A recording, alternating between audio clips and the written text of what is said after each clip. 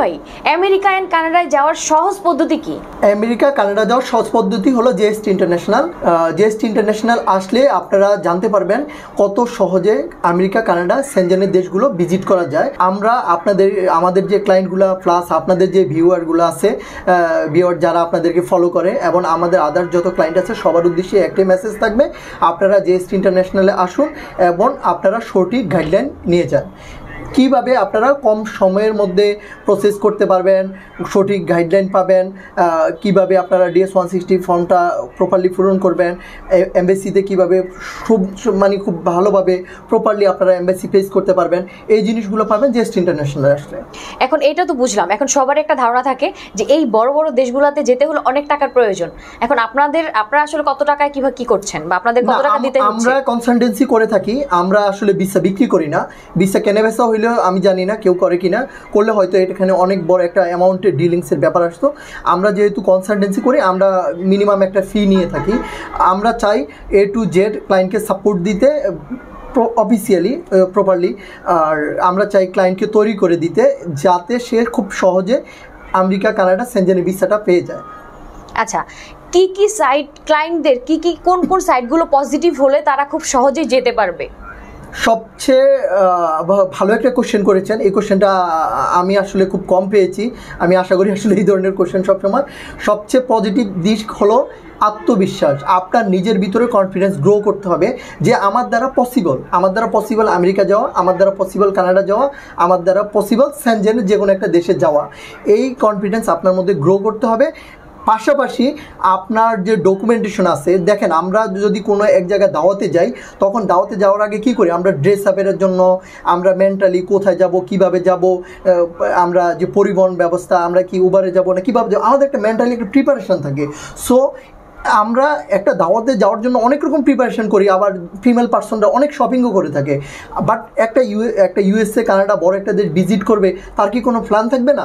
তার প্ল্যান থাকতে হবে, তার কীভাবে তার ডকুমেন্টেশনগুলোকে কীভাবে সাজাতে হবে, সে কীভাবে ডকুমেন্টসগুলো রেডি করলে তার ট্রাভেল হিস্ট্রিটা কীভাবে তৈরি করবে।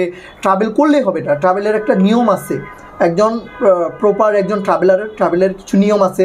এই জিনিসগুলো সে জানতে পারবে আমাদের এখানে আসলে। আমরা তাকে প্রপারলি গাইডলাইন দিয়ে থাকবো যে আপনি এখন না, আপনি 6 মাস পরে অ্যাপ্লাই করেন বা 1 বছর পরে অ্যাপ্লাই করেন, বাট আপনাকে এই সময়ের মধ্যে আপনাকে নিজেকে তৈরি করতে হবে। আপনাকে একজন প্রপার ট্রাভেলার হিসাবে আপনাকে তৈরি করতে হবে, আপনার ডকুমেন্টস তৈরি করতে হবে।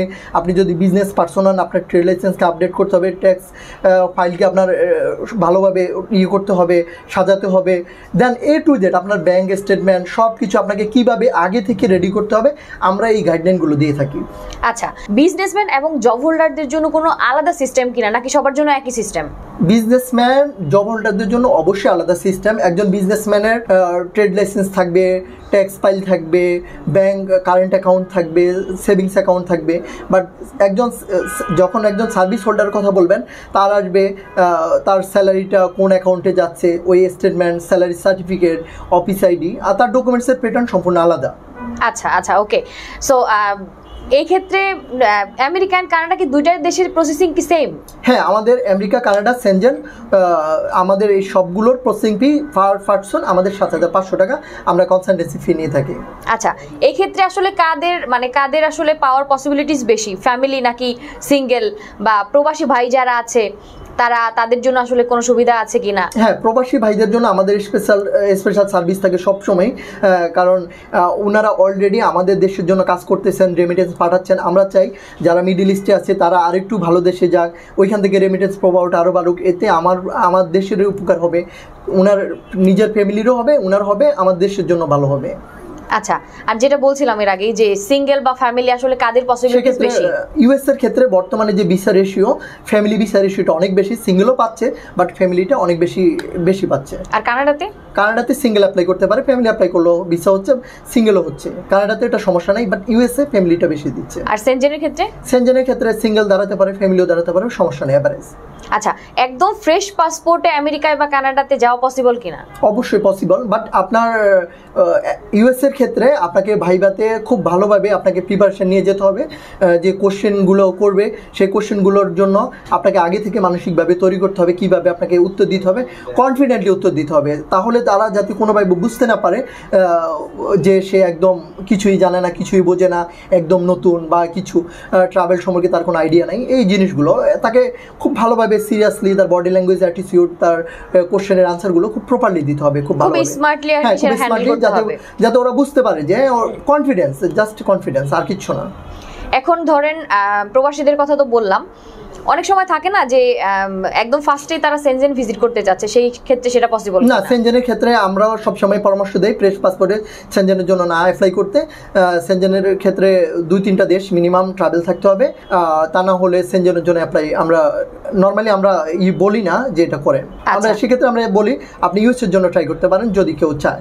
সব থেকে বেটার হবে যদি আপনারা জিএসটিতে চলে আসেন, ডিরেক্ট তাদের থেকে হচ্ছে পরামর্শ নিয়ে যে কোনটা বেটার হবে আপনাদের জন্য, কোনটা বেটার হবে। সো কে কেমন আসলে প্রোফাইল আপনারা হ্যান্ডেল করছেন ওই রকম ওইটার উপর ডিপেন্ড করেই কিন্তু আপনাদের যাওয়ার আসলে পসিবিলিটিসটা কম না বেশি সেটা তারা বলতে পারবে। হ্যাঁ, আমরা গাইডলাইন দিয়ে দেবো। যদি আপনার কোনো ডকুমেন্টেশনে যদি কোনো গ্যাপ থাকে আমরা বলবো যে হ্যাঁ আপনি এই জিনিসগুলো আপনি ফুলফিল করে আসেন, এই রিকোয়ারমেন্টগুলো আপনি তৈরি করে নেন, ফুলফিল করে আসলে দেন আমরা আপনারটা অ্যাপ্লাই করে দিব। বিষয়টা এমন না কেউ একজন আসলো আমরা অ্যাপ্লাই করে দিলাম বা বলে দিলাম ভিসা 100% হয়ে যাবে, এটা আসলে কারো এটা বলার অধিকার নাই। আর এটা আমি যতটুকু আমার অভিজ্ঞতা বলে, আমার সিনিয়রদের অভিজ্ঞতা, আমাদের লয়ারদের অভিজ্ঞতা, যে ভিজিট ভিসার ক্ষেত্রে কেউ 100% কাউকে বলতে পারবে না। কেউ যদি বলে থাকে তার পার্সোনাল আসলে ওপিনিয়ন, আসলে এটা আমি জানি না কতটুকু যুক্তিসঙ্গত, তবে আমরা কাউকে বলি না 100% হয়ে যাবে।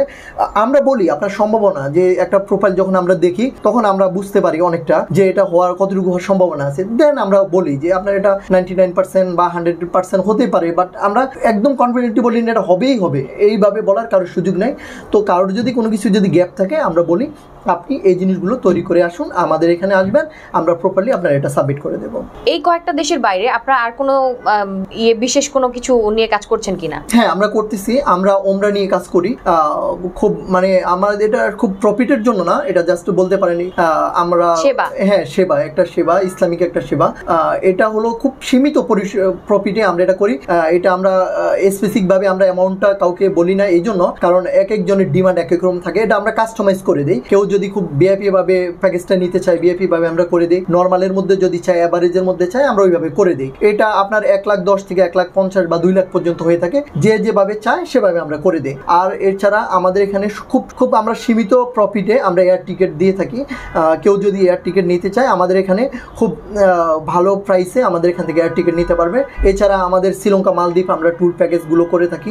আমাদের অনেকগুলো ট্যুর প্যাকেজ আমাদের হয়েছে এই পর্যন্ত, আরও সামনে ভালো ভালো অনেক প্যাকেজ আছে। কেউ যদি ট্যুর প্যাকেজে শ্রীলঙ্কা, মালদ্বীপ ভিজিট করতে চায় তাহলে আমাদের এখানে যোগাযোগ করতে পারে। আচ্ছা, তার মানে আপনারা হচ্ছে কাজ করছেন ইউএস, কানাডা, সেনজেন, আর নতুন করে অ্যাড হলো হচ্ছে শ্রীলঙ্কা, মালদ্বীপ, ওমরা এয়ার টিকিটটা স্পেশালি।